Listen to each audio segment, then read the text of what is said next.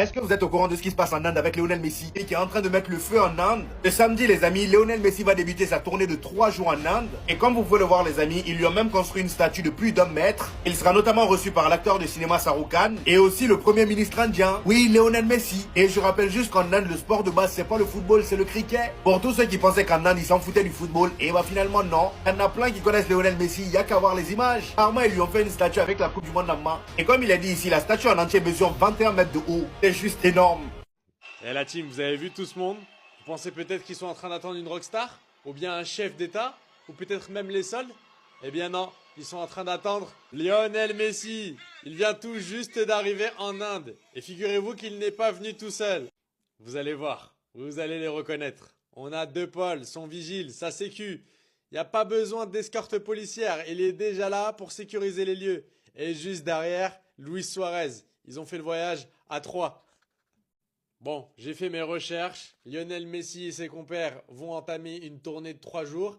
Et malheureusement, pour des raisons de sécurité, ils ne vont pas pouvoir visiter cette statue qui a été conçue pour lui. Je vous rappelle que la statue, je vais vous la montrer une dernière fois, mesure 21 mètres de long.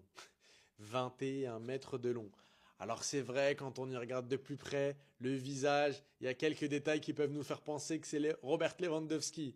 Mais sinon, sur le reste, avec la Coupe du Monde dans les mains, elle est absolument incroyable, elle est absolument impressionnante.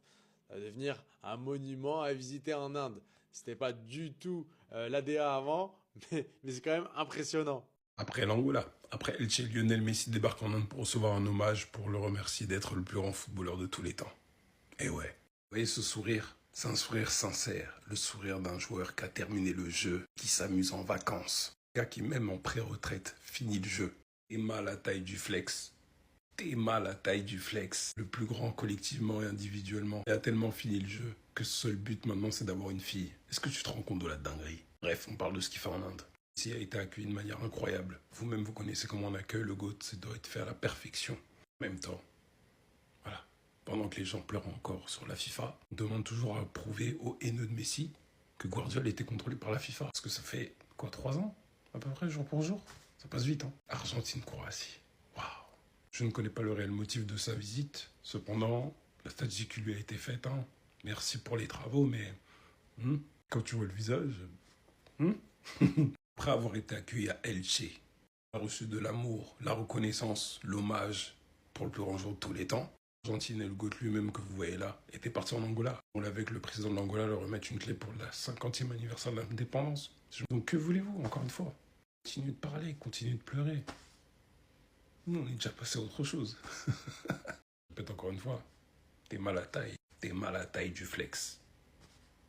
Ah les gars, Messi qui laisse son fils être gros, Matteo Messi, regardez comment il est actuellement. Quand tu le compares à Cristiano Ronaldo hier à son âge, tu dis en fait Messi et Ronaldo, ils vont nous reproposer une deuxième époque. La shape de Matteo Messi les gars, Messi gros 2012, Cristiano hier au même âge, regardez le physique qu'il avait. Le travail acharné vs le talent pur. Dites-vous c'était la première fois qu'il tentait un tour du monde, il avait réussi facile. Dès le moment où on a vu que les gars, il y avait un parallèle entre les âges des fils de Messi. Messi et Ronaldo, les gars, ils sont nés à un intervalle de jours, je sais plus, je l'ai plus en tête, d'un certain nombre. Dites-vous, c'est le même entre Cristiano Gir et Matteo Messi. Quand je vois que Matteo Messi, les gars, il prend la relève de son daron, c'est-à-dire le talent, il fait tout, jusqu'à se permettre d'être un peu ballonné.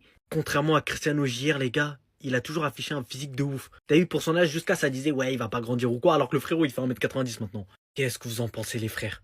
Moi, je vous dis, la relève, elle est assurée. Et du côté de Messi, il a 3. Il en a 3, frère. Ronaldo, il a 2 fistons. Mais vas-y, l'autre, il est trop petit. On peut pas mettre encore dans le débat. Non, les gars, Müller qui rappelle à Messi qu'il lui avait mis 8-2, regardez. Et Messi, les gars, qui lui dit, regarde le score maintenant, je t'ai éteint. Regardez la tête de Müller, comment il aura trop la haine. Même en tant que pro Ronaldo, les gars, c'est une dinguerie ce qu'il a fait. Mais Müller, il a vraiment craqué, les gars. Regardez ce qu'il fait avec sa main. Il monte le 8-2. Messi, les gars, qui direct. Il va lui dire, mon gars, ça sert à rien. Regarde le score maintenant, on t'a éteint. Ensuite, Müller qui regarde Messi, les gars, soulever le trophée et qui boude. Mais Messi, je comprends pas. T'as dû attendre que Müller, ils sont en fin de carrière, qui te rejoignent en MLS pour pouvoir venir l'éteindre. Müller vs Messi, les gars, je crois que c'est les affrontations que Messi, il a le plus détesté. Même Ronaldo, les gars, il n'arrivait pas à sa cheville. Et là, tout le monde est en train de chez Messi, les gars, en MLS. Alors que quand c'était le GOAT Ronaldo qui avait remporté face à Al Hilal, le trophée, il valait rien. Mais là, MLS, on considère comme si c'était un trophée, 48e trophée pour le second GOAT, je l'assume. Mais venez pas nous casser la tête. Venez pas nous casser la tête pour ces balivernes. Parce que quand tu vois que Messi, les gars, en fait, t'as vu, il est devenu arrogant. En tout cas, il leur a permis une bonne retraite, les gars, à Alba et Busquets, étant donné que c'était leur dernier match. Messi parle en anglais. Le GOAT, c'est parle en anglais, vous êtes choqué. En fait, vous prenez vraiment Léo Messi pour un petit. Quand on vous dit que c'est le GOAT dans tous les domaines. Le mec est polyglotte. C'est pas parce qu'il ne parle pas comme ça en public, devant les micros, que le mec sait pas parler anglais. Vous l'a déjà dit. S'il serait rappeur, il serait meilleur que Tupac. S'il avait été basketteur, il aurait été meilleur que Michael Jordan. S'il avait été meilleur au football américain, il aurait été meilleur que Tom Brady. S'il devient entraîneur, il sera meilleur que Guardiola. S'il était cuisinier, il serait meilleur que... Comment il s'appelle? Aaron Ramsey, je crois, non? Gordon Ramsay. Bref. Il était réalisateur, il serait meilleur que Spielberg. Et je peux continuer comme ça pendant longtemps, vous savez. À partir du moment où tu finis une année avec 91 buts, à partir du moment où tu fais 73 buts sur une saison, si je me trompe pas, vous croyez que parler anglais, c'est difficile pour lui? Attendez, largement plus facile de parler anglais qu'avoir les accomplissements de Léo Messi. Vous êtes sérieux, quoi? À un moment, il achète « Ouais. » Eric Garcia vient de prolonger jusqu'en 2031. Il a donné une interview après la signature et il y a pas mal de sujets intéressants, dont le Paris Saint-Germain, son prêt à Gérone ou les critiques qu'il a subies. Je te raconte tout. Avant de commencer, n'oublie pas de t'abonner, liker et partager. Sur les critiques qu'il a subies à son arrivée au Barça, il a dit: je suis arrivé ici très jeune. On sait tous comment ça se passe. Du jour au lendemain, on passe du meilleur au pire. Je suis également arrivé à un moment difficile où le club était sous pression pour obtenir des résultats. Au final, je crois que je suis resté calme. Je connaissais mes capacités et je sais que ce n'est pas parce que je joue bien que je suis forcément le meilleur au monde. Je sais aussi que le jour où je referai une erreur, je redeviendrai le pire. Je crois que c'est cette régularité qui fait les grands joueurs et je crois aussi qu'elle donne l'exemple à beaucoup de gens. Il faut garder son calme quand les choses se compliquent, se retrousser les manches, travailler sans se plaindre et finalement tout finira par s'arranger. Il y a eu un moment où j'ai décidé que le mieux pour moi était de partir, d'accumuler du temps de jeu régulier, puis de revenir plus fort. Et je pense que c'est ce qui s'est réellement passé. C'est facile de le dire maintenant, mais je pense que c'était la bonne décision. Je continue d'évoluer, après tout je n'ai que 24 ans. Je pense qu'il y a beaucoup de choses à améliorer au niveau individuel.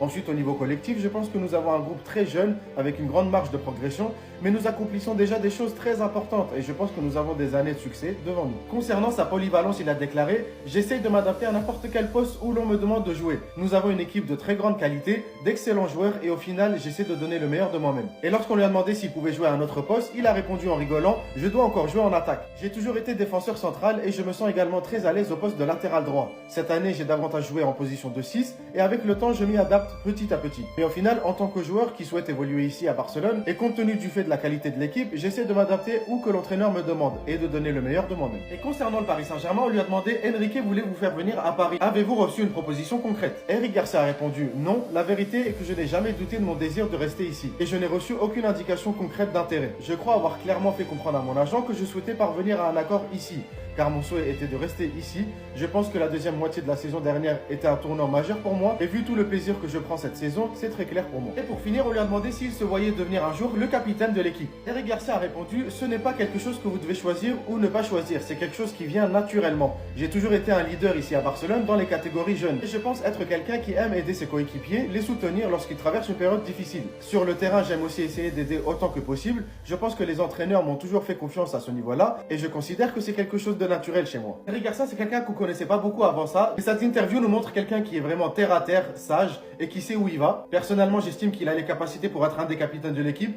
au même titre qu'un Rafinha. Mais bon, après, c'est que mon avis. Dites-moi vous ce que vous en pensez en commentaire.